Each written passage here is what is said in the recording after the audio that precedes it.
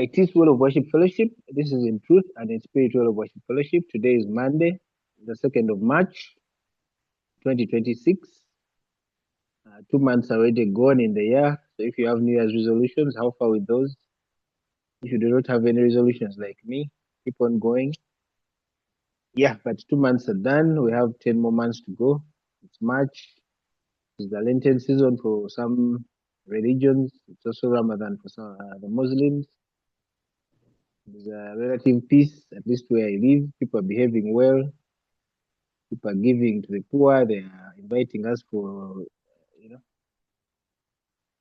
iftari and so on and so forth. Anyway, today is Monday. We are back with Q&A or Q&R if you like.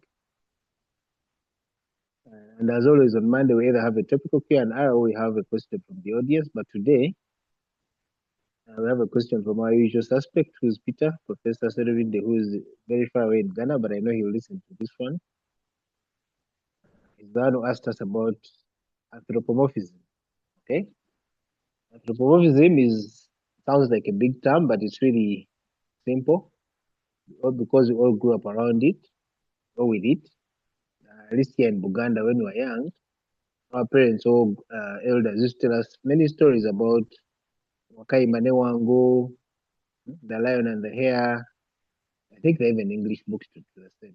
Okay, the antelope, the slow tortoise, and all that. We had all these stories about animals that had been given human qualities. Animals could speak, animals could think, animals could get angry, animals would even plot against other animals. Okay, so in simple terms, that's what we call anthropomorphism. It's not a real definition, but it's just an example.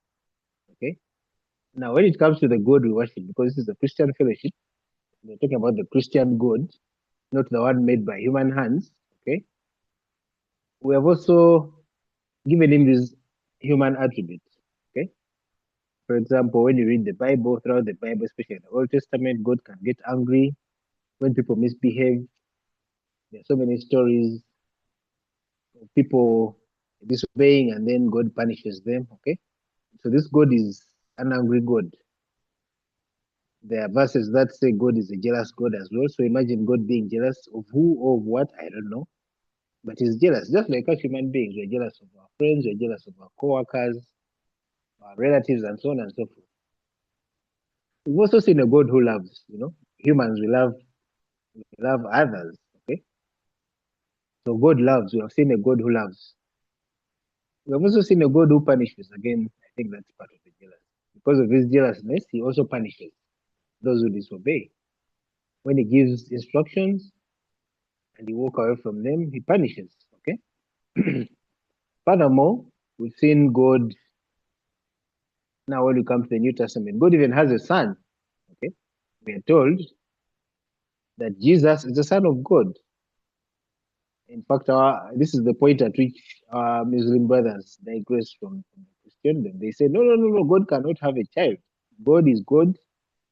God cannot be going to the toilet. God cannot have a child like the rest of us. Of course, he didn't use the same means like us, but he can't have a son, and so on and so forth. So this is what we want to discuss. All that I've mentioned is anthropomorphism, which is really understanding God or ascribing human attributes to God. Okay, but is that really the God we worship, or is it just a case of misunderstanding? But you all know that when you're learning about anything, any subject, we start from the known to the unknown. So is it possible that while we were learning about this God, or this God was revealing himself to us, it started with what we knew, in order to take us what we do not know? All right. Or is the God we worship actually like one of us? Because there's that school of thought. He's just a superhuman. He's a superhuman. He has all this power. No wonder we call upon him. We call fire upon our enemies. We call him when we're in trouble. Is it just a superhuman like Superman? Some of you have watched Superman. Or is this human anthropomorphism just a way for us to understand him? Okay, because we cannot grasp the divine, this metaphysical reality. So we kind of start from what we know to kind of lead us to where we do not know. Okay, So here we're here today to have a conversation about anthropomorphism. Is it just a case of how our ancestors, those who came before us, understood this God? Is it just a case of primitive revelation? Or is it actually true that God is jealous? God gets angry. God can punish, and so on and so forth. Okay? Or if God actually does not have those attributes we described, then what does that leave us with? It may look like we are left with nothing. We are left with some metaphysical thing which you cannot purely relate with. Okay, so these attributes are relational attributes because they happen, like I said, they happen between the human beings. We love, we are jealous, we punish, and so on and so forth. So is it a case of us making God in our image? Some would argue. Have we created a God in our image but just made him superhuman, with superhuman attributes? Or is it just an attempt to understand God? Okay, so that's what we're going to wrestle with today. And then we'll ask ourselves as well, if God does not have those attributes, the emotions, is he still a personal God? Does it make him less personal? Like I said, humans relate with emotions. Okay. So if God doesn't have these emotions like that, is he still a God? Is he still a personal God? When we say God is my personal Lord and Savior, are we really saying, are we really worshiping that God? Or when he does not have those attributes, it actually makes him perfect the way he should be. Because it seems to me that these attributes, some of them are for failures of humans. If I'm jealous, it's because there's a failure somewhere. If I punish my child or my spouse or whatever, there's a failure somewhere. So when God doesn't have these attributes, does that actually make him more perfect as a God? Again, you're going to wrestle with that. Or does that actually make him more distant and impersonal? Okay. Does the love just become a metaphor? Something, we can talk about. But then we see a God coming here to die. That is a demonstration of love. So again, which God are you talking about? Most importantly, are we worshiping God, the real God, or a superhuman who just has the same attributes like us, but in a superhuman form? We've seen God talking. The Bible is full of God said. Then God said, how can that still be a God? Does God have a mouth? And so on and so forth. Does this whole thing weaken our belief system? Because a God who doesn't speak, a God who doesn't cry, a God who doesn't get angry, if we do not have that type of God, that weaken our entire belief system. What are we left with when we remove all this? And so on and so forth. That's what we're going to talk about. I'm your host, Jethro Musoke. Welcome aboard. It's going to be an interesting ride. We may not finish all these questions, by the way, today. We shall just tackle what we can. But yeah, let's get started. So let me hear from those who are here. Omichozi, before you go away, what do you think? Does God literally have these attributes? He can get angry, he's jealous, he can repent, he loves, he punishes, has a son, he feels hungry, and so on and so forth. Or have we just humanized him so that you can understand him? What do you think? I think the concept of God is something which is actually beyond our human brains that we can comprehend, and what we try to do is we create mythologies around him. Okay, whatever we understand is from our perspective as human beings. That's why we try to humanize him. But it's a very small glimpse of, I think, what he is. So whatever we understand is something that, what about God is something that we cannot understand. So we end up trying to humanize him, to put him in a perspective that can be understood by those that were speaking, by those that we are sharing with about this being God. So the humanizing part of him is where our level of understanding stops. And really, I think to me, it's it's a good thing to humanize him for better understanding. The only problem is us parking and thinking, now this is all we know, and that is it. And actually, from my perspective, that is one of the challenges I've been having, even against the entire Bible and all the Christian beliefs, is the issue of thinking, now we have read the Bible, we have understood him, we know this guy, that is all, and we have nothing else to explore. So, me, that's what I can say for now. Does humanizing him make him any less of a god? It can't, of course, it can't, but it helps us to, because that is what we can understand. We understand 1 + 1 is equal to 2. So we have to get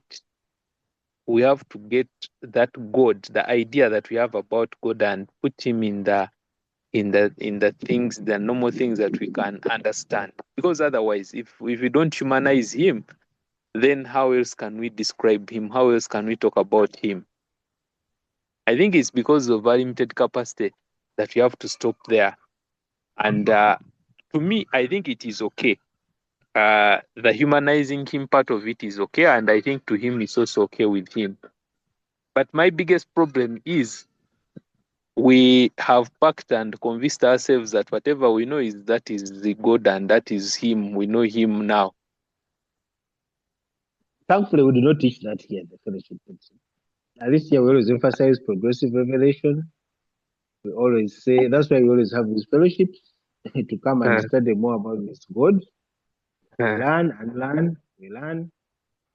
But at least we do eh, not teach understood everything about it. but of course, we keep reading from the same book and it keeps saying the same word. So I don't know how progressive it is to keep reading from the same book But all over. those words mean different things when you read them. The Uh, same verse we uh, read last year may not sound the same to you this year. and now you see, now that is how we keep convincing ourselves. But it's the same knowledge. There's really nothing much that changes. Benson, me and you at one time belong to a certain religion. At least that one. Hey, hey, 13 years later, we eh. do not subscribe to the same beliefs, but we used to read that same Bible. So, what would you say to But that? your exposure, eh? You because you see the misunderstanding of God from the religious perspective was just a glimpse of of something how we had understood him. But me, I'm talking about the other things that we need to learn about God, which are way beyond that book. Yeah, Because and moving from again, one Benson, religion, we have always emphasized here that there's revelation, there's general revelation and special revelation.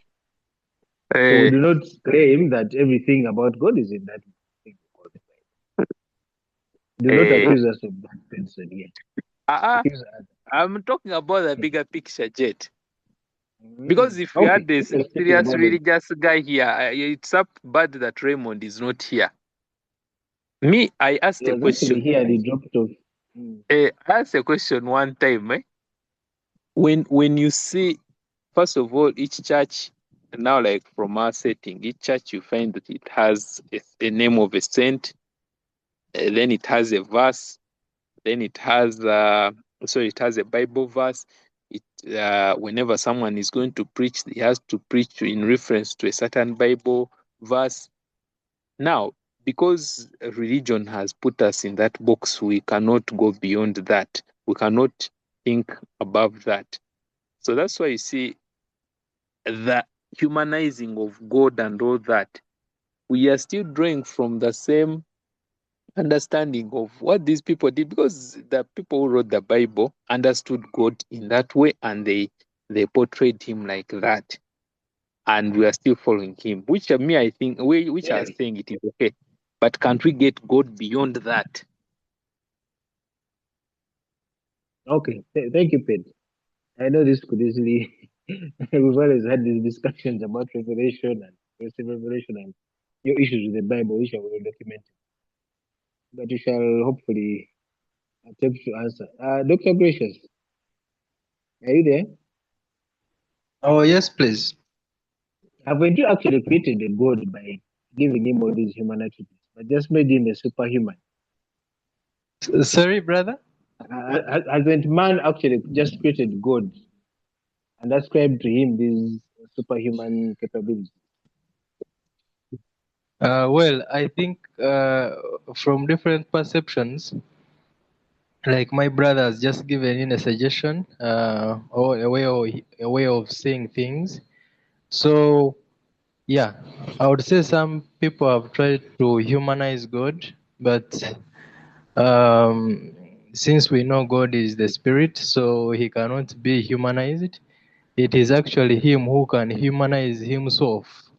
I think if he wishes, like he did it once for a purpose when he was 100% human and 100% God.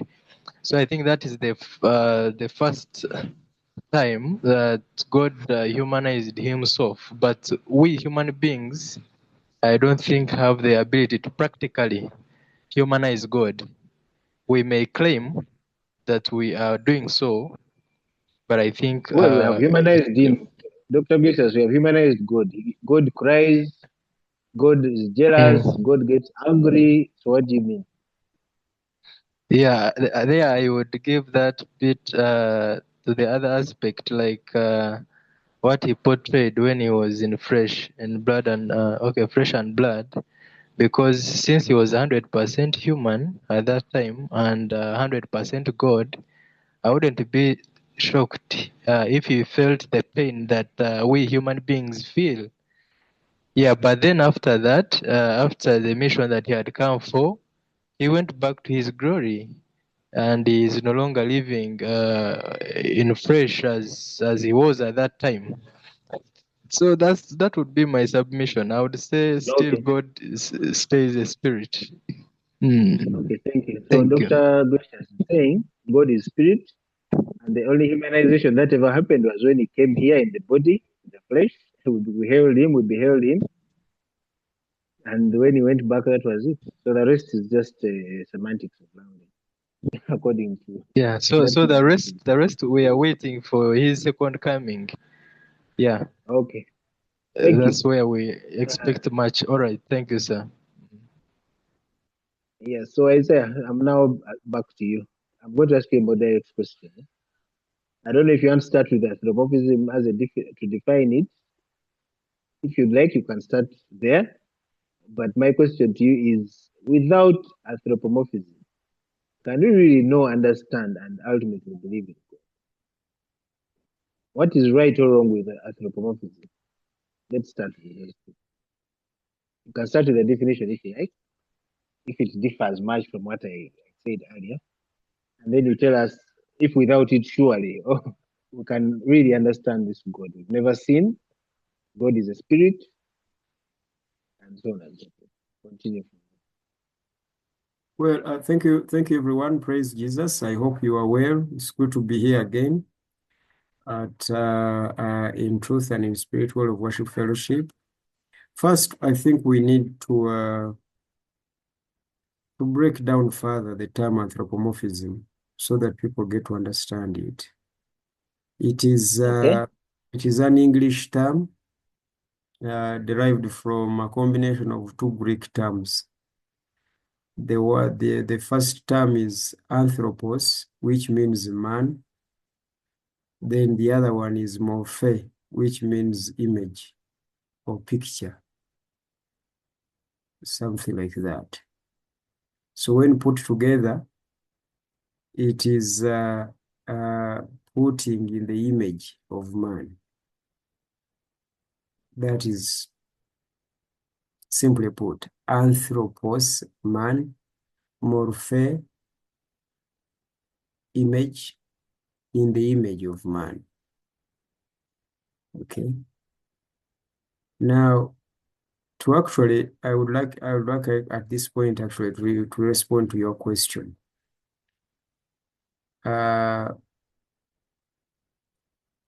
Your question was, is it possible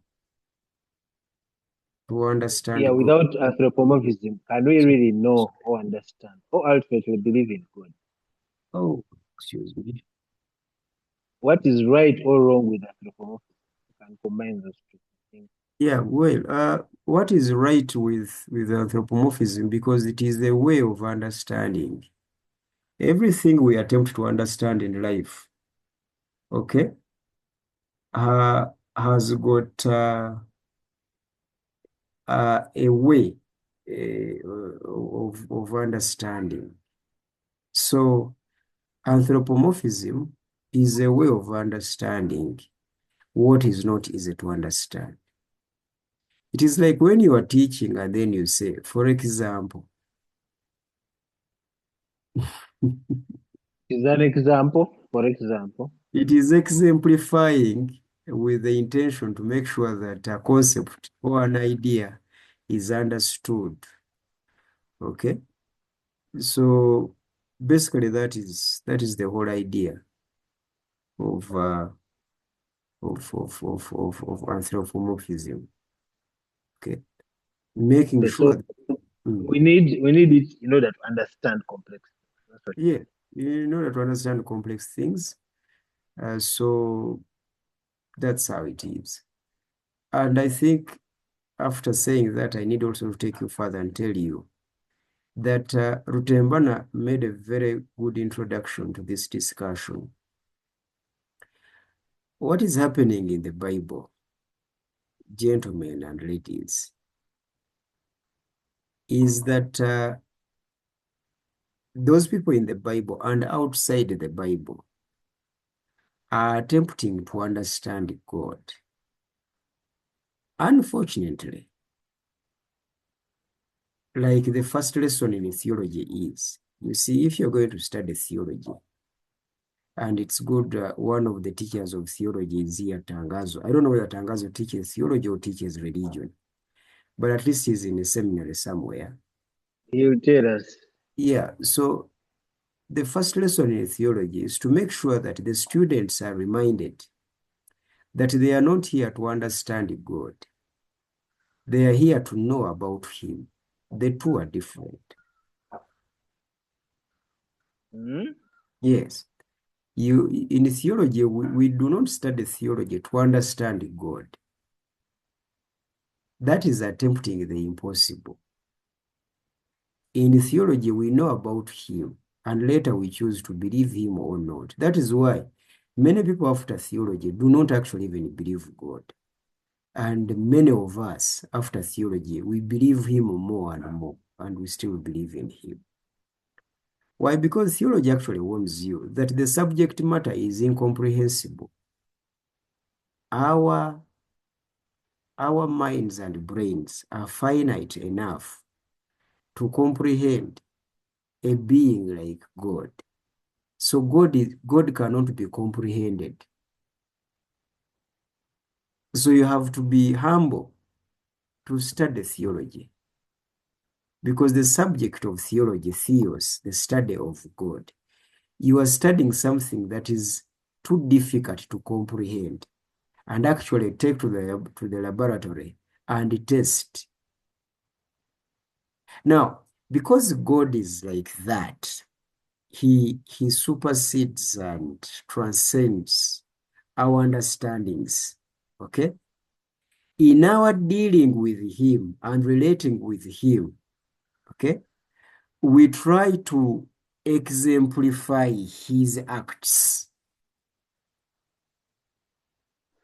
In the process of exemplifying His acts and the little understanding that we have, or the little knowledge that we have gathered about Him, even that, for us to understand it, we need to exemplify it and put into the image, okay?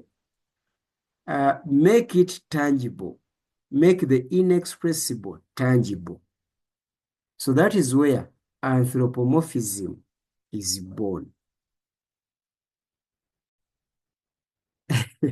We are struggling with something that cannot be understood by a finite mind and brain like ours. And because we are struggling with something like that, so we try to exemplify. I am tying myself on that term. I normally misuse English since it is not my fault. Exemplify or simplify? No, exemplify. because simplify communicates another thing. We exemplify. So we are saying that it is like, this God, it is like, this God, it is like. The kingdom of God is like this. The kingdom of God is like this. Now that you understand fire and what it does, our God is a consuming fire. Anthropomorphism. Is there anyone who has lost a husband and he believes in this God? Yes. Yes. This is the husband to the widow.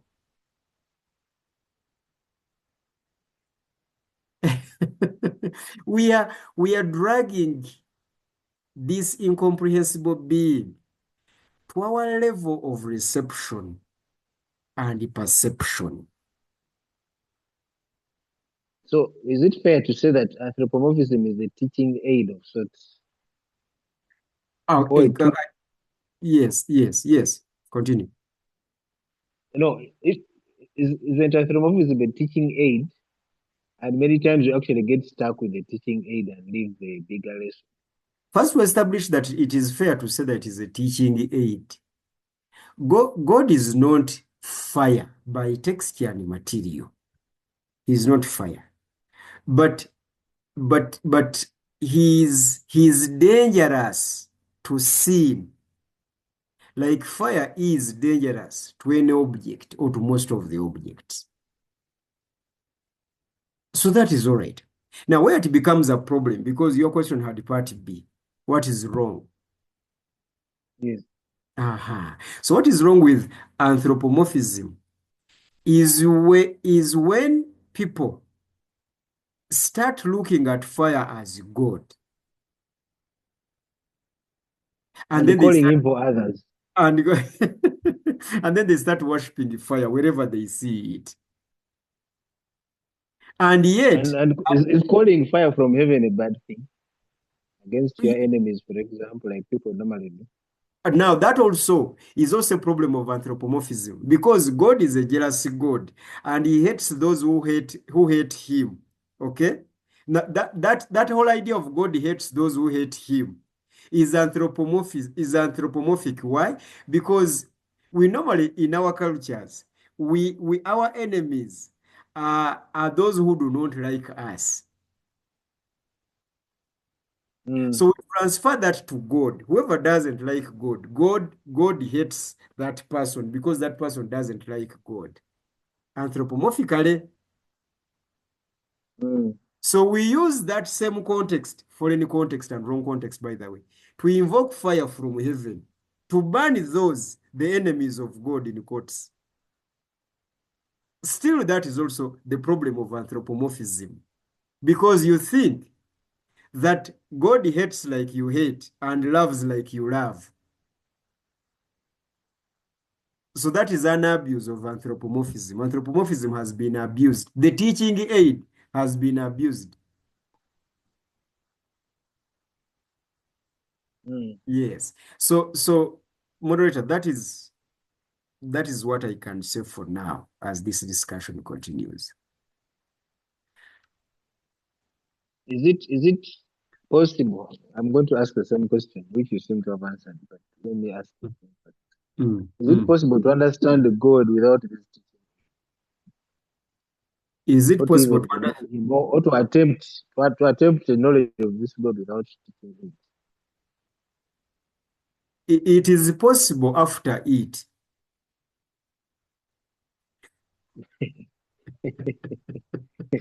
Because the question that you're asking says that is it possible to understand the content of P3 without P1 and P2 and kindergarten?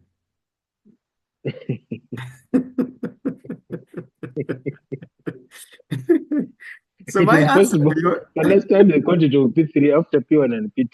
Thank you very much. Thank you. It is possible because so now here's the thing, moderator. We need, and this is where my problem with Rutembana is, because Rutembana is, why are we tying ourselves on the Bible?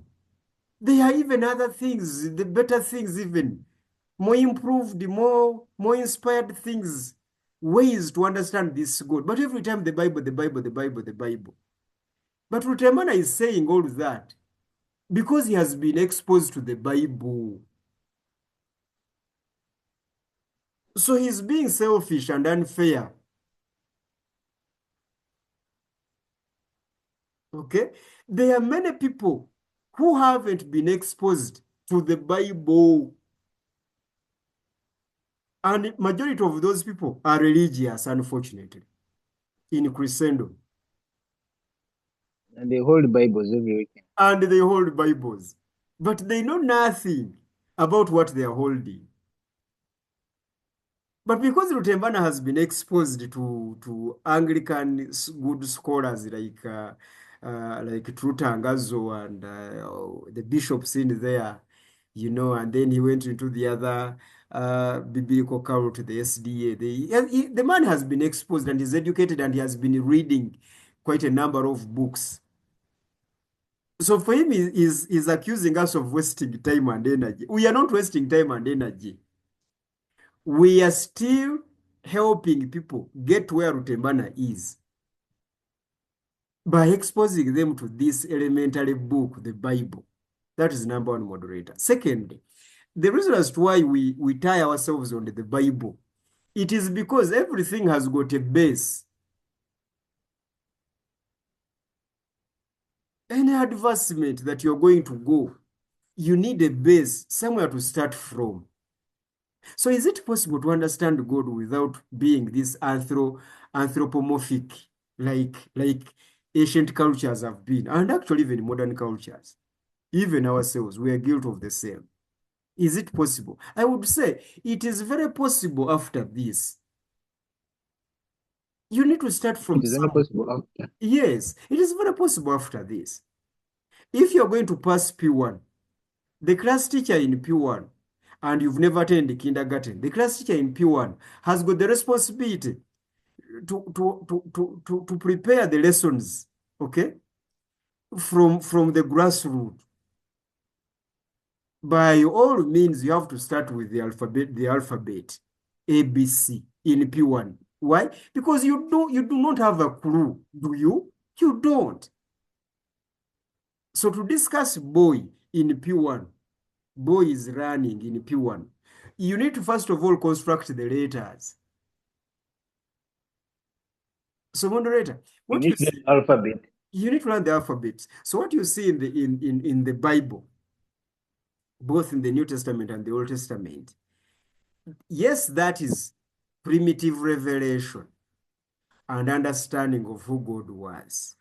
But for you to make that claim that this is primitive revelation or this is revelation at its infancy, for you to make that statement, you need to have been processed enough to get to the level of understanding that, well, they were trying to exemplify who God is, but this is not who God is. God is not a rock. He is not. And therefore, is not a cross. Unfortunately, some religions are stuck and they have turned examples into the subject matter, which is very unfortunate. Okay, thank you very much. Mm. Trutangazo, are you there? Better. Wanjisebo. Sebo Jolly. Jonisebo. Yeah, anthropomorphism is what we're discussing. In your view, is it possible to, first of all, did we create God by assigning him superhuman attributes? Is it possible? Let me start there. No, we have no. Or is it actually true that God has those attributes we assign or ascribe to him?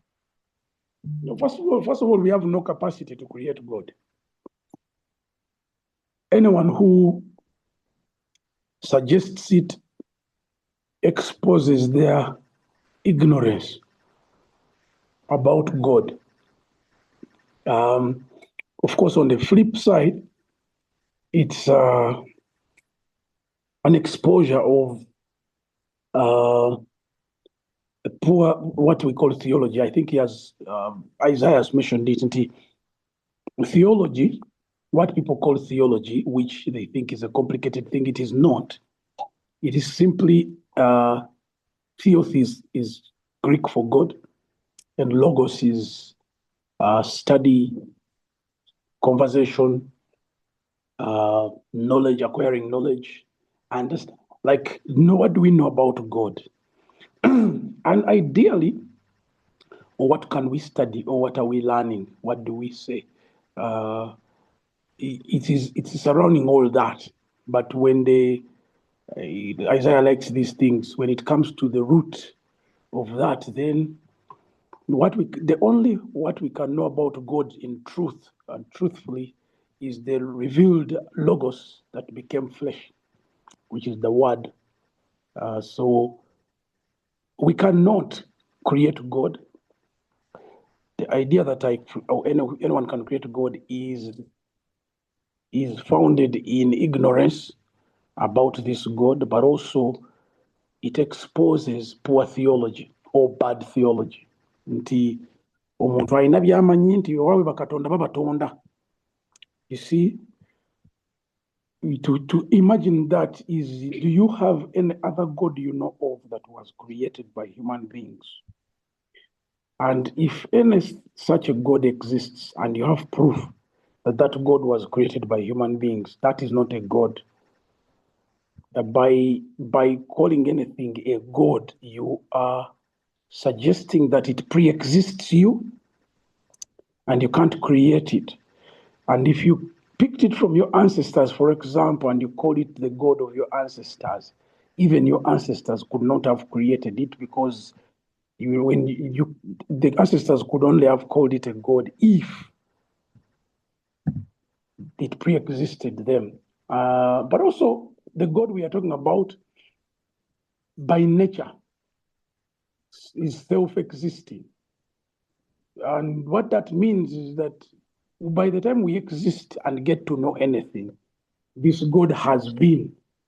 And so there is a lot about this God that we do not know. So anthropomorphism is, as already said, we bringing our language and our limited understanding to try and explain or tell ourselves what we know, what we think we know about this God. Some of it can be appropriate, though not exact. What do I mean by that? That it can be in line. For example, when you use the word holy, about God, there's nothing in human existence that can come close to that term holy, the reality holy. Like there's nothing in humanity that is holy. So when we say that God is holy, we are potentially telling a lie, in as much as we are acknowledging that he's something beyond human apprehension and human ability. What do I mean by that? That when we call him holy, do we even know what we are talking about? Because there's nothing in our own existence that is holy. Not ourselves, not water, not blood. Because blood, we think blood is pure. We think water is pure, but also it's not pure. We purify it. Is it air? Air is not pure. Because when we're thinking about holy, we are thinking about purity. But then even purity as we know it does not exist. When we try to create it, we create it with, it ends up not being, like when they say pure mineral water, the things we use are not pure. Okay, it is purity to our standards, but that's not holy. And I'm trying to say that when we use human language, it helps us to describe what we kind of see, know, what we have interacted with concerning this God, but it is insufficient. It falls short in telling us about this God, or telling us who this God truly, truly, truly is. what it does is to tell us about him and also help us to express what we know about him. And that's how much it can do. For example, when we say God is a Trinity, you notice that what we are saying is that God is three persons in one being. And you're like, people are like, what? Then we begin into the arguments we are having are totally human based. Even the Trinitarians themselves will get to a point when they're like, you know what? Even what we are saying, even ourselves, we don't understand it because there is no. There are some examples we can use and try to say, maybe like a prism, maybe like a triangle, maybe like water, ice, and gas or air. Maybe like we will try things to try and say, okay, the Trinity is like this, but it's now maybe it's like an egg, the shell, then the white, then the yolk, like all of those things together, what we have in our human existence to try and describe what we know, what we think know about God. And that's what we have to do with human language. We try to help others understand, but the truth is we will never fully understand. What the Bible teaches us, though, is that someday we will, but not in this form. Why? Because this form that God has given us does not have that capacity. Today's gospel franchise or economics, the people who Gospel claim franchise. or economics, the people who claim to know God better or who go and see him face to face and have breakfast with him tend to position themselves to have an edge over others. For example, the Pope is called His Holiness. It means that he has direct communication and relationship with God that others do not have. And therefore, he's an intercessor and is the bridge between humanity and the fallen popes, and then Christ, and then God. So he's in the hierarchy of Christianity, the Pope is closer to God than the others. So he's likely to understand, to know God better and understand him better than the others. Things of that nature. And that everyone will compete for that because it's about knowledge, it's about proximity, it's about understanding, which in honesty, as we accept this discussion on anthropomorphism, is that human capacity, human understanding. I was telling a friend earlier who is here listening that as an individual, Raymond Bukenya, I can say that I know enough about God to say that I believe in him, but I cannot claim to understand him fully. And of course, I cannot even claim to comprehend him. But my knowledge is not even 1% of who God truly is. And I also told him that if the rest of the 8.3 billion people on the planet of Earth had the same knowledge that I have, even our knowledge combined as the 8.3 billion people could not amount to the same amount of 1%. Why? Because God is outside. In terms of existence, God is outside our realm of knowledge. What I mean by that is that we live on Earth in a universe which is a closed system for us. God lives or transcends. God is not bound by this system. God in his existence lives everywhere, even beyond where we know. And in terms of what we know from Earth, the universe is so vast that we hardly know 5% of the universe. How can we know 1% of God? That's where Peterson comes from to say or to argue that we are all lying to ourselves. No, Even we are what not. we know is not enough. So we are That basically is lying to ourselves, holding intellectual on to dishonesty. straws, That is clutching at intellectual straws. dishonesty. That is intellectual dishonesty. We are not lying to ourselves. If you know something that is true, you base on the truth, or as they say, you start from the known towards the unknown. Is there something we know? Can we agree on what we know? Well, his argument is Is even what what we we know we know. cannot agree. Even on what we know we do not agree.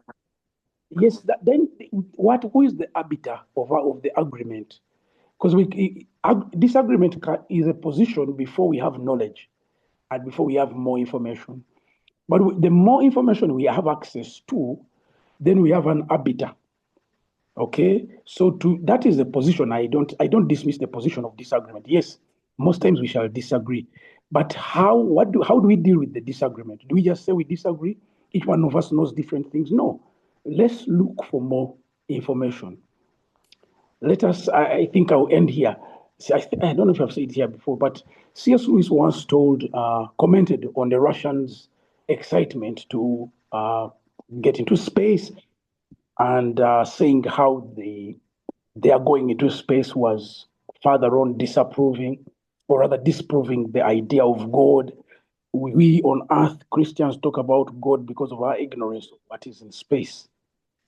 Then C.S. Lewis said, you know what? If you never met God and you don't know Him from Earth, because they said when they go to space they didn't see Him. He said if you didn't see Him on Earth and you don't know what He looks like on Earth, there's no way you're going to meet Him in space and recognize Him, because in the first place you don't even know Him. So what are you looking for? You see, you cannot say I didn't see Him on Earth and then I reached space and I didn't see Him. You don't know what you're looking for. You don't know Him. So even if you met Him in space, you would bypass Him because you don't know Him. But if you have a simple clue of Him on Earth, when you get into space, you realize you hardly knew Him. Now there is a lot more.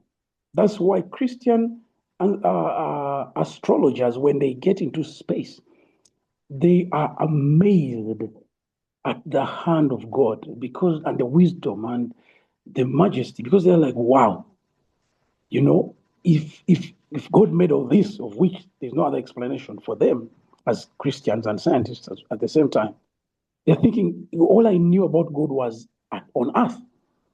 But if also this is God's creation, then I don't think I knew Him. Wow, He's more than I ever thought. And yet, even when you're in the near space, you've not reached the farther space, the outer space. And there is so much more to know. So the more we discover, the more we realize we didn't know. And that is supposed to be the helpful thing. So disagreement today, but what about tomorrow when we know more? Okay, is there an arbiter called truth? Or are we going to continue disagreeing and saying truth doesn't exist? Or are we going to say, you know what, truth is relative? Because the moment you continue doing that, you are unable to move away from disagreement, because all the time you don't have anything you trust to be an arbiter when it comes to things we can know and we can say are true. Anyway, I think I've said a lot. The points were made in between there. There's a big question on the space, on the group, asking what is anthropomorphism. I don't know whether the person missed Isaiah's explanation. Do you need more clarification? Because Isaiah tried to explain that, and I've tried to allude to it, unless you're asking for a specific definition. No, they'll come back unless they just missed the first part, I think. Okay. Thank you, Tangazo. Isaiah, I'm coming back to you. There's a thin line between anthropomorphism and the reality and the divine. I'm struggling to know where the anthropomorphism stops and the divine starts, in this case, God. Is it possible to this God without all these attributes that we ascribe to Him? How easy is it to worship Him? Impersonal and distant. What do you think? Or do you say? Doesn't it seem impersonal and unrelatable? Yeah. What do you say? You see,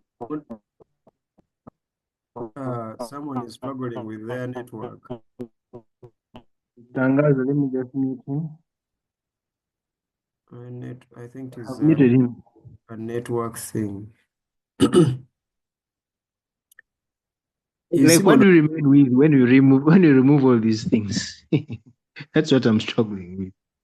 But you see, why are we, if we know their role and their purpose and their function, why are we even bothered by them, and why are we removing them?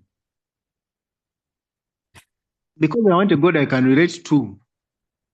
I want a God I can speak to. I want a God who talks to me. I want a God who It feels like me. Well, That's what I'm saying. you and I have something that we share in common, but that does not necessarily mean that all other men are like us. Having been with you for a long time, I know that you don't like makeup, do you? No. You don't. But there are men here who actually like makeup. To see their women in wearing makeup.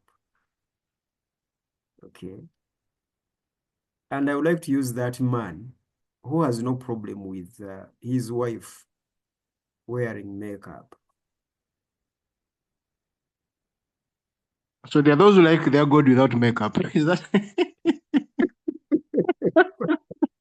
So there, Is that what you're saying?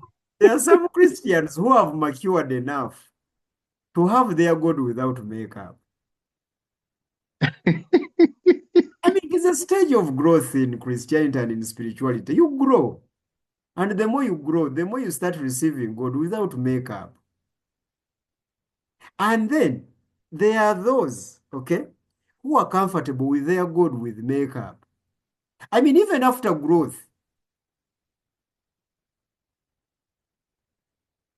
So, so we should not demonize the anthropomorphic language in our religious life.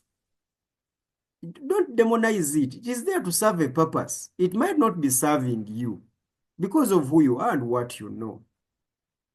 But it's serving someone next to you in the next seat in the church. It is serving a very big purpose there. Why? Because we are different human beings.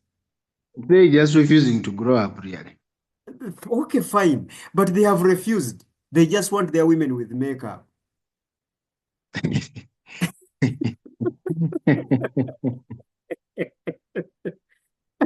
Keyword, makeup. And makeup. Your wife does not look like the makeup, does she? No. Uh-huh. But you see, you like that fantasy. It makes you comfortable. It makes you comfortable. You know, you like being around her when So she that's why has. I'm saying there's a danger. You're not with the real thing when you like fantasy. You're ignoring the real thing. That's why that's the risk when it Now comes to that God or that is subject matter. that is the brokenness. And I'm accusing you also of the same thing that I accused Rutembana. You people learn to be kind to one another.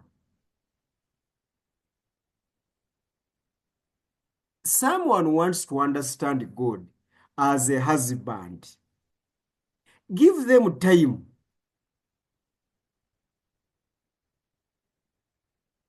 Just give them time and give them space to first appreciate God as a husband. And when you're preaching to such a congregation, I do not care whatever sermon you have come up with. Make sure that husbandry is featuring all over, because that's the only way they are going to understand you.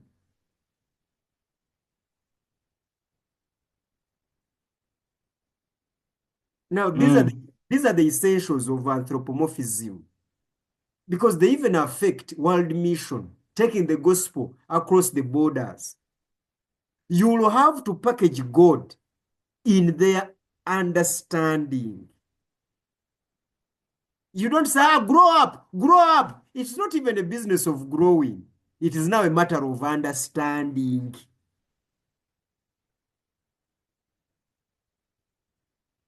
Do you want them to understand? Yes. Do not force growth.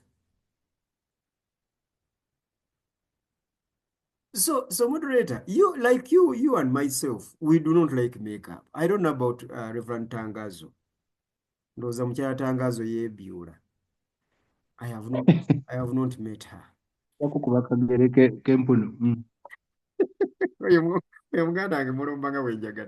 So you have to you have to accept differences in perception and understanding. However, going back now to your point, of course we know That is just a level of understanding and a level of maturity. God cannot only be a husband. He's many other things. Okay? But getting the husband audience to the many other things by dismissing husband, you're going to lose them. When you're preaching to widows, you tell them about husband, God the husband. Yes. He's the God of the widow and the father of orphans. That is how anthropomorphism becomes very important. Because you have to understand anthropology if you are to apply properly anthropomorphism. Does that make sense? Yep. So first of all, understand the anthropology, the cultures, the people, their understanding, their beliefs, their vices, their virtues. What are the values, etc. Okay? Now, start picking on that. I'll give you an example, moderator, as I wind up. Rutembana has his hand up. I don't know whether he wants to come in when I'm still on the floor or after. So I want to wrestle you down. Rutembana. Yeah, No, you can finish. I'll come in after. He normally enjoys me.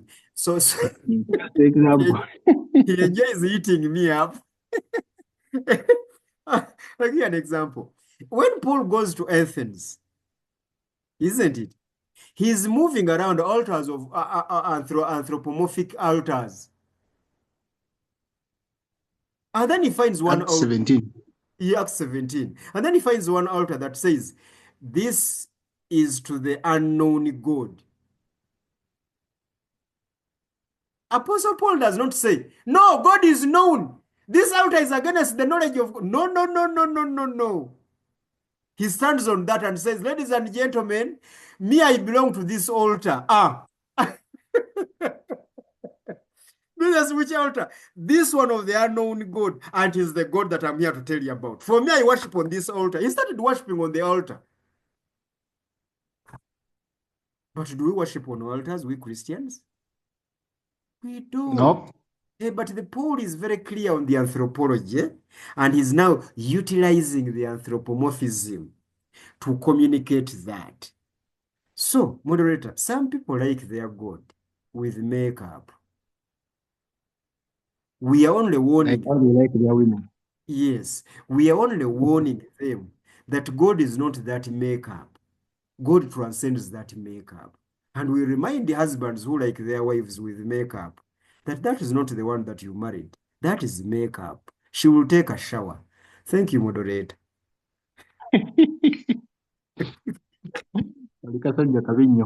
Rutembana, your hand has been up for a while. What do you have to say? Me, I wanted to actually ask Isaiah. You see, Isaiah is saying that let's give people time for them to grow and understand these things in a better way. But my question is, when are we going to move from one step to another? Because if we keep saying, people are still growing, people, they are going to. So the question is, when are we taking a step? Because I'll begin with this. For example, the 21st century, we are in an era that is controlled by technology, and also the flow of information is actually fast-paced. Now the question is, if we continue advocating for this God, okay, just let me first get off a bit. Sorry. The army has invaded. Sorry, the army has. Yeah, I think the girls have entered his. Benefit of those who are here. When are you going to outgrow this makeup? That's his question. Every generation starts with makeup. Shouldn't we be going forward? Hey, okay, Jed, maybe just to finish my thing, just 1 minute. I was actually asking, when we move away from this and putting it in at the back of our mind, the era that we're operating in, is that primitive God still popular? The God who is killing people, the God who is giving birth, the God who is doing miracles, is this still popular in this 21st century? Isn't it high time that we start maybe telling people about the natural world, how things work, how science is explaining things, instead of portraying this supernatural God where people are spending overnights in churches praying for things that can be addressed by human work? So that is the question that when are we moving away from this? And then the last one I want to ask is what is the main objective between, what is the main the relationship between God and these creatures that he created? Is it for understanding him, or is it for he created us and we're there to hustle it on our own? Because the spirit of asking this is if it is actually it is actually understanding him and then worshiping him. I always say maybe there should be like a concerted effort for him to enable us understand this God properly, because at least he understands our brains cannot even comprehend. You see, even nature, the mere nature that he created, we understand a small percentage of it. Every now and then we're discovering new planets, we're discovering new whatever. So if we cannot even understand the nature that he created, then how do you expect us to understand him who created it? So is the relationship between this God and the creator for him to understand him, or God created us and we are there to like he created us, put us in a system, reproduce, give birth, die, produce again, like that? Thank you.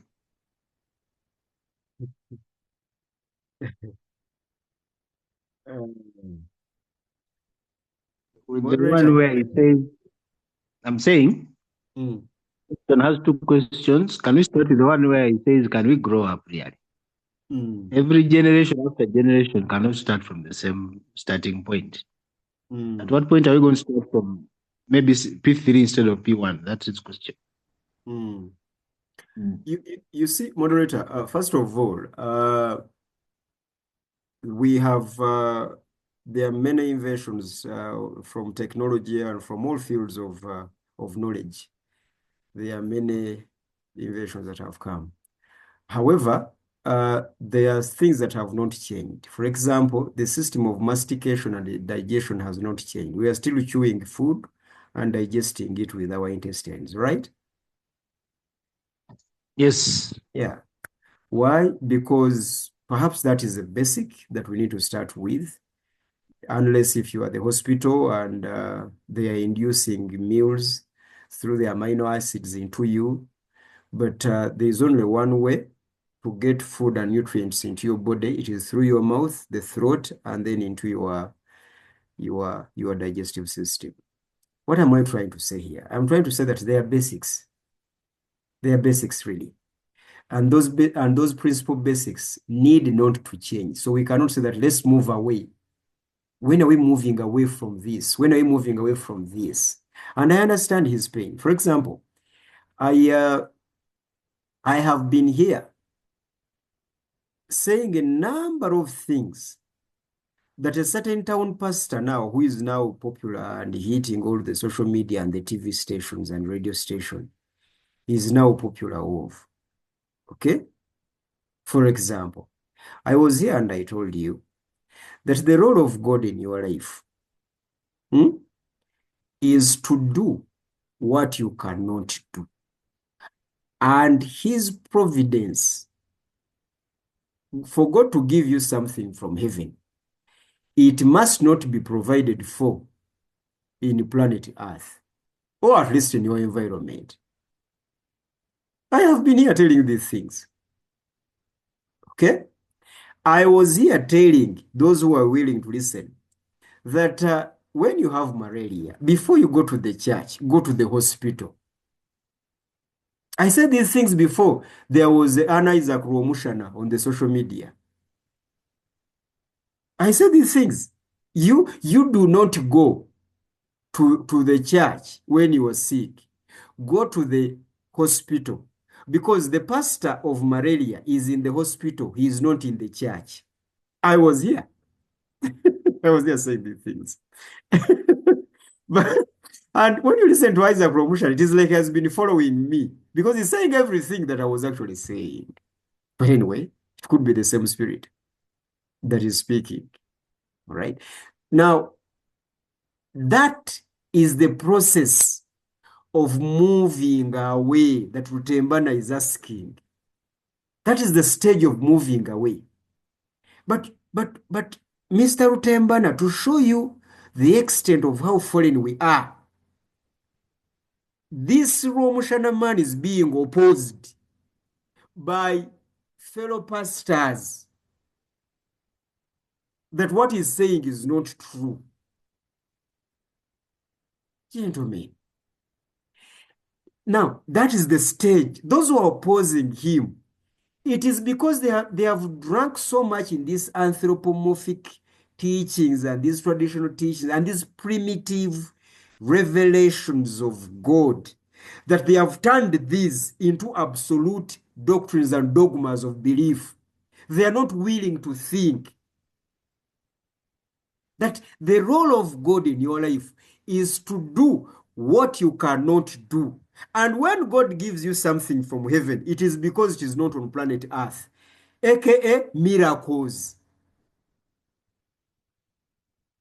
And I gave you the definition of miracles. You go to our YouTube and please listen to those YouTubes every day. You will be edified because the Spirit has been moving for ages. Why? We are trying to help people move away from this stage of worshiping anthropomorphic images and turning anthropomorphism into God himself. Because anthropomorphism is just a teaching aid. It is not who God is. We've been saying these things. I even said here, as a Christian, you must be careful not to apply spiritual solutions to physical problems. And the reverse is true. Be careful as well not to apply physical solutions to spiritual problems. Why? Because we are trying to help people move our way to the next level. This is why we have these Zooms every Monday. This is why we have these fellowships every Saturday, physical fellowships at 20 hours. This is why we have these Zooms again every Thursday, because we want to help you move to the next level. But you see, moderator, every time we present these things, there is a new entrant who has to take us back to the elementaries. And then we start helping him to see how we can raise him to this level. But you see, people are now excited. Okay? Of course, there are some things that my brother Romushana went into the extremes, or I don't know, maybe you see the problem. We are only following his clips. We are not following the entire presentation, which is very unfair to judge the man by the clips. That is a social media thing. It's not my thing to do. But he is making a very clear point. We should move from this stage to another. For example, what is the role of prayer? Prayer is very important. We must pray as Christians. We must pray. Ladies and gentlemen, you cannot be a Christian who does not pray. We must pray. I have taught about prayer several times. But the most important thing is not being told to pray. The most important thing to start with is being told why you should pray and when you should pray. So the problem is that we have people who are praying, and these prayer warriors do not know why they are praying or why they should pray, when they should pray, or stroke that with what they should pray for. So you find people praying for things that are not prayed for, and then they hate God because he has not answered. Okay? Now we are now in a Lent period. Most of the religions are fasting, isn't it? And in this fasting period, everyone is at their best behavior. And they are behaving like that until the fasting period is done. And then they go back. Now, this is the problem. Because they are worshiping gods who are only sober during the Lent period. And these gods hold them accountable during this period. After that period, they do not. Now, this is the problem. So, Rutembana, you need to understand the magnitude of the problem before you tell us to move on. We are trying as much as we can with the teachers of the Bible. But you see, those of us who actually are teaching the truth are not as popular as the cult leaders. No one is actually listening to us. We do not even have the numbers. We don't even have the platforms to communicate. There's an agenda to frustrate the truth. And we're working against it in our power and capacity. But we are overwhelmed. Because this, I am telling you, I have taught even more than this Isaac Romushana has taught. Okay? But I do not have the platform. I don't have it. Maybe the failures on my side, I have not publicized myself as, to get and reach the masses. But still there's an agenda to frustrate the truth. But here we are with these fellowships, and we're asking each and every one of you to grow up, okay? To understand the role of God in your life is to do what you cannot do. And when God provides, he provides for what hasn't been provided for in the world and in your environment. Because what you're calling a miracle, other people are calling it a result of their work. So you don't have to pray for malaria. You go to the hospital because the pastor of malaria is in the hospital. Thank you, moderator.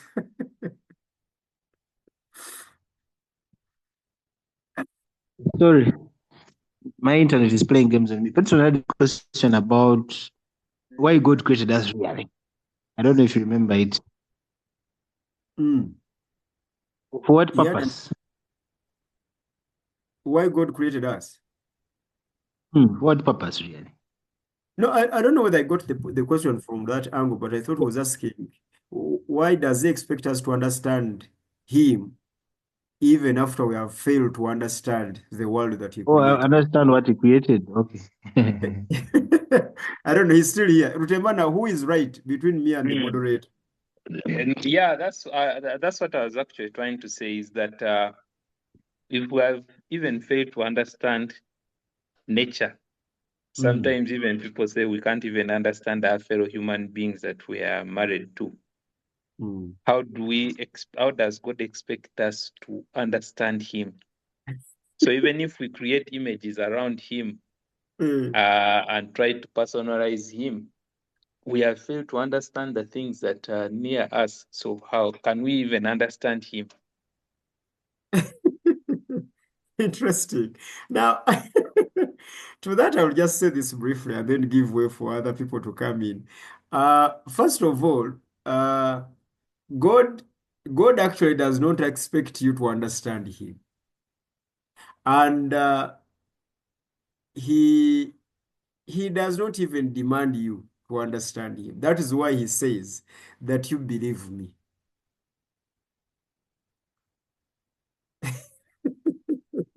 God wants us to believe him. Okay?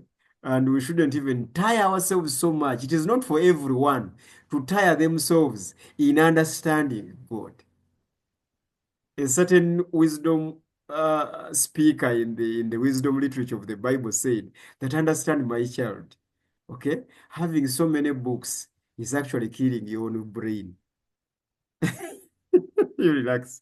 So it is not for you. Yes. Ecclesiastes, I think. Good. So it is not for everyone. Okay? But there will be a few who should engage on this journey of trying to dig deeper They might not necessarily understand him, but they should engage on this journey. That is why the few scientists are the ones providing solutions to our diseases. Why? Because they have engaged themselves in this journey of understanding God. And they have come up with solutions. That is why people have to call True Tangazo and ask him about the Bible. Why? Because he has invested his time and his life into understanding these matters of God. So it is not for everyone. For the majority and the public, we ask you to believe God. For the called to this business, we ask you to investigate this matter. My problem is that people are standing on the pulpits and they are doing the work of the few, and yet they belong to the majority. Who should believe? Majority of your pastors. You see the problem that we have here in Uganda. I have seen pastors who should be musicians and they are pastors. And the congregation is asking a musician, a singer, they are asking him a biblical question, matters worse, a theological question, and is the one who's going to respond. Businessmen are on the pulpit. Good worshippers have got masses. They have mega churches here in Kampala. So this is the problem. So you look at the flock and you pity them. They are sheep without a shepherd. So this is the problem. So we are begging you, abasubuzi mugende mu busubuzi. Okay, abayimbi muyimbe, obusumba mubuleke. Mubadikula bakole byadikula. Kakati ne badikula stage weziri bamoti banoonya abazannyi. Sumbetali mukuyomba. Nedda ye problem yetuyina nze nkubuulira gwampuliriza omusumba wo Samuel yaddiikuula mulungi oba musuubuzi mulungi. Kyovula buli kaseera kyakiyamwe beera ne project eya development. Ontegedde? Manga musuubuzi. Omusumba omusuubuzi kyovula bazimba ebizimbe n'abibaguza n'agamba nkukwasiza ekizimbe ekyo ojja kumpangayo musuubuzi wa housing estate. Jomai. Ewa Jomai. Kyovula buli katawuni konna konna akazimbyemu ekkanisa. Muzimbi wa bizimbe. So this is the problem, moderator. Omulimu gwayingiramu kogamba ekizibu ky'obusumba kikino buli muntu eyalemu obulamu musumba obulamu kasita bukulema bwoti nga mukama akuyita bannange buli muntu obulamu gwe bwalema yeye musumba. So industry wano ziringa ndowooza 3 ezibonaabona ey'obusumba yeri ku ntiko, ey'ebyobukulembeze yeddako, ey'ebyokuyimba n'ebitone. Abantu bonna balemeddwa obulamu nga bayingira omuntu atandika kkanisa. Umuvubuka nalwo ajuzi gwe baasiba wano bamusibira bintu bya nuupu yatandise ekkanisa. God called him. Ndowooza owulira God called him. Naye Katonda oyo abayita yabeera wa? Lwaki mufo ky'okubayita tatugaba tuge kubanga obulamu buganye abatwale butwazi mu ggulu.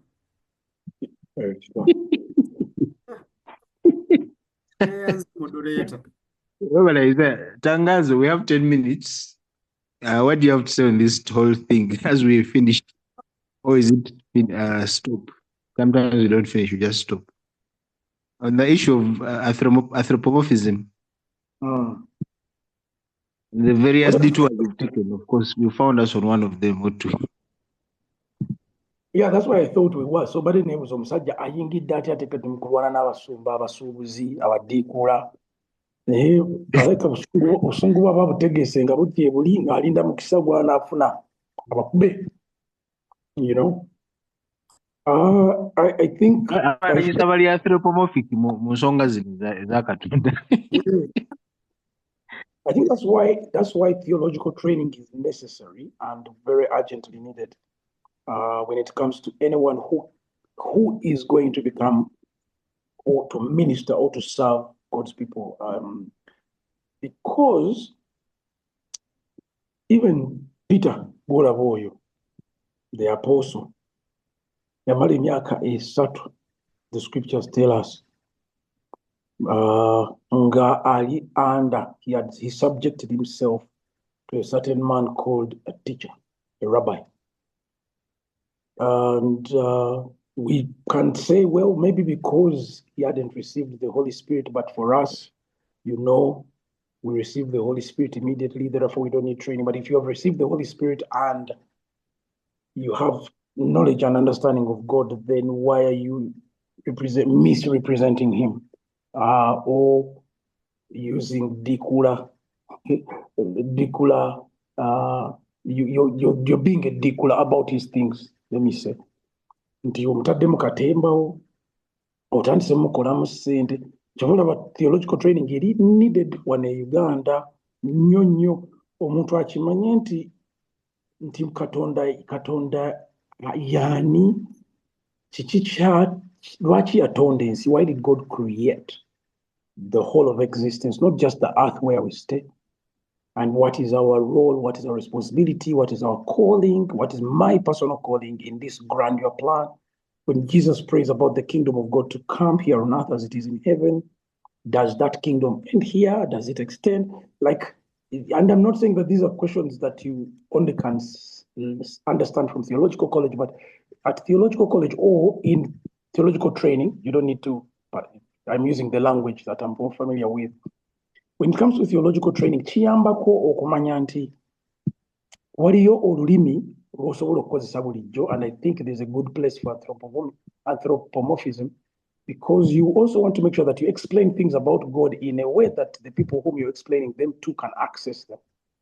That does not give you the right to then make them your own things that may Vulgarize. Yeah, don't vulgarize them. Because at the end of the day, techina chechikuyamba.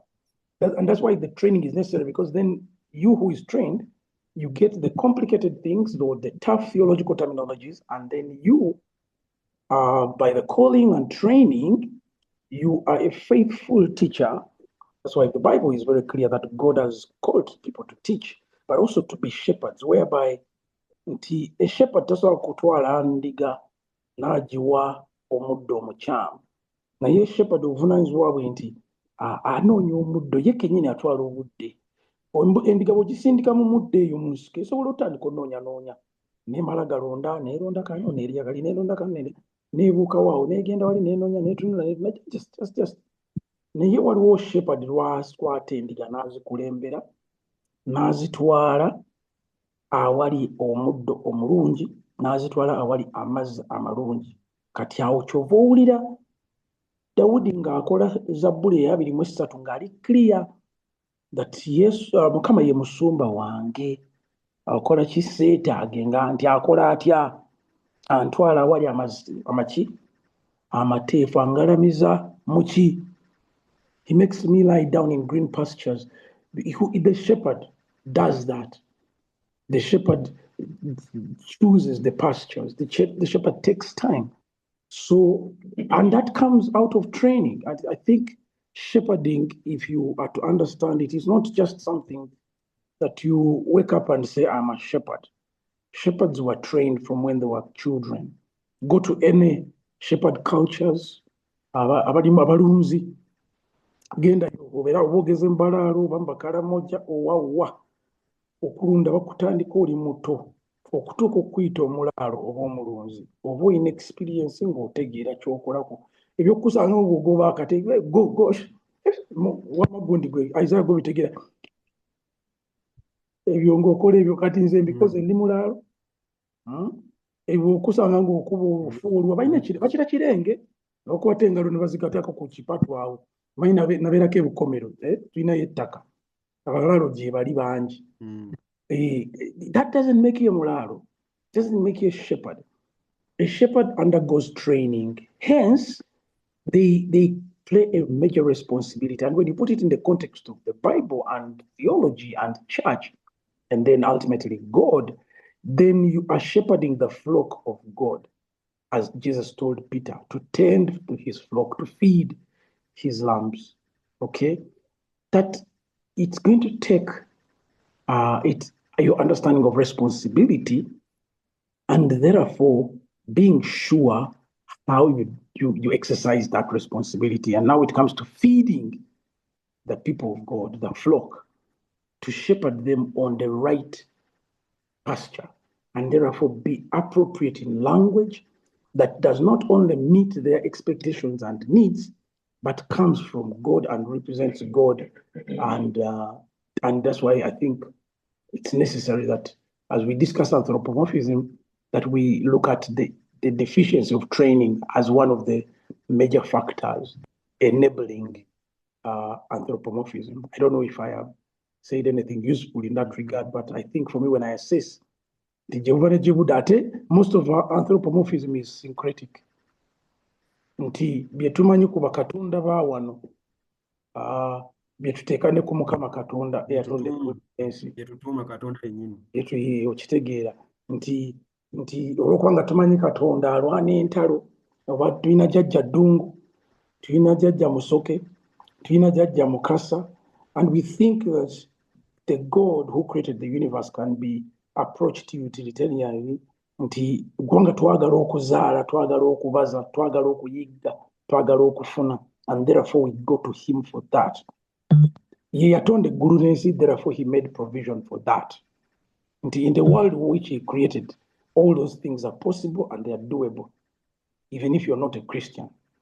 Okitegeera. Naye ate ye ekyenjawulo kyalina ku balala nti ye alokola. Ye yatonda ate yalokola. Bali abalala basigadde, nti oba oyagala wangula ntale wa Mukasa togendayo. Oba oyagala wangi? Exactly, bwe baba nga gye bali. Kuba Paul says they are not gods. Paul in 1 Corinthians says as if they were gods, but we all know there's only one God. Okitegeera. Anyway. Thank you, Raymond. Thank you. Is there any parting shots? We have 2 minutes. 1 minute actually now. Nothing? Yeah, All we are asking all those who are listening to us to take some time and believe God and place their faith in God and God alone. Thank you, moderator. And thank you very much. That's all we had time for. This is iTiS World of Worship Fellowship, or in Truth and in Spirit World of Worship Fellowship. We're here every Monday and Thursday on Zoom. Monday is for questions and responses. So if you have a question about the Bible, about God, about prophecy, religion, marriage, sex, love, whatever it is, feel free to send it to me, and I'll be happy to formulate a topic around that. On Thursday, we have what we call a social discussion as well. Same topics, but more from the social angle, not the theological angle. And in there, we throw in politics as well. So if you're here, East African time is 6 to 8 p.m. Otherwise, the recordings are all uploaded on YouTube, and you can always catch them there. Thank you very much, and God bless. Good night. Good night.